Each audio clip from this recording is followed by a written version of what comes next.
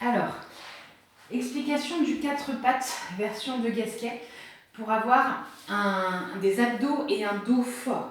Alors, d'abord, on va partir de la posture de l'enfant. Donc, je suis assise sur mes talons, j'allonge mon ventre sur mes cuisses et je tends les bras devant.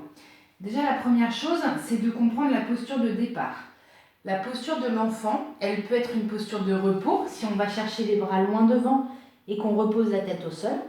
Mais elle peut être une posture de travail si je fais redescendre mes omoplates. Donc, tu vois la différence entre mes bras tendus et là, je ramène mes omoplates. C'est exactement la même chose que si je suis de dos, je pousse mes bras vers le ciel ou alors je redescends mes omoplates vers le bas. Et bien en fait, là, c'est pareil. Donc, je n'ai pas les bras tendus vers l'avant, mais je ramène mes omoplates vers le bas. Et tu peux voir tout de suite que mon dos, du coup, devient plat.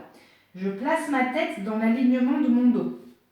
Ça veut dire que je ramène mon menton vers l'intérieur, d'accord? Si j'arrondis et que je rentre mon menton, tu vois bien que ça arrondit le haut du dos. Donc, j'imagine que j'ai l'arrière de mon crâne dans l'alignement du reste de mon dos. Et là, je vais monter à 4 pattes, mais je vais garder mes fesses en arrière de mes genoux. Mes mains sont légèrement en avant de mes épaules. À la différence d'un 4 pattes, là, vous voyez tout de suite que mon dos, si j'exagère, il creuse, alors que là, mon dos, il est plat. Ok ?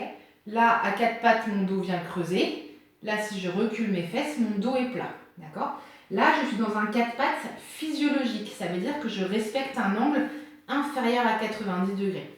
Dans cette posture-là, normalement, tu peux arriver à respirer. Si ton dos est bien plat et bien fort, là, si quelqu'un s'assoit sur mon dos, il n'y a rien qui craque, puisque tout mon poids est dans mes cuisses. Je n'ai quasiment pas de poids dans mes mains. Ça ne m'empêche pas d'avoir des bras solides, toniques, là, d'accord ?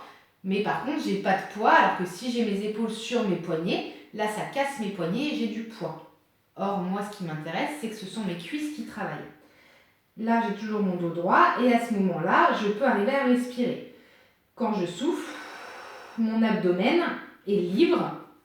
Je ne suis pas gênée pour pouvoir respirer. Et dans cette posture-là, je vais pouvoir travailler différents exercices. Par exemple, en soufflant, je peux aller chercher à tendre un bras devant. Et tout le travail va être de ne pas faire avancer mon corps quand je vais mettre du mouvement. Bras droit, bras gauche, je fais chaque mouvement sur une expiration. Ensuite, je peux le faire en faisant glisser un pied au sol. Et vous voyez bien que mon dos ne bouge pas, alors qu'on voit sur beaucoup de vidéos où du coup on fait ça. Et vous voyez bien le dos qui bouge dans tous les sens. Moi, ce qui m'intéresse, c'est que ce soit les abdos qui bossent et que quand je tends ma jambe, mon dos ne bouge pas et que quand je la décolle, mon dos ne bouge pas non plus. D'accord ? Je repose et je ramène. Et l'autre côté. Déjà, dans un premier temps, rien que d'arriver à faire glisser le pied au sol est un gros travail de gainage. Ensuite, on va avoir le travail de Superman. Gainage en 4 pattes Superman, ça veut dire que je vais faire lever en diagonale mon bras et faire glisser ma jambe. Tout ça sans avoir fait bouger mon dos. Et là, vous devez sentir, si votre dos et votre ventre est bien placé, un énorme travail d'abdominaux, puisque tout est fait rien qu'avec la force du ventre. Voilà un vrai 4 pattes travaillé correctement.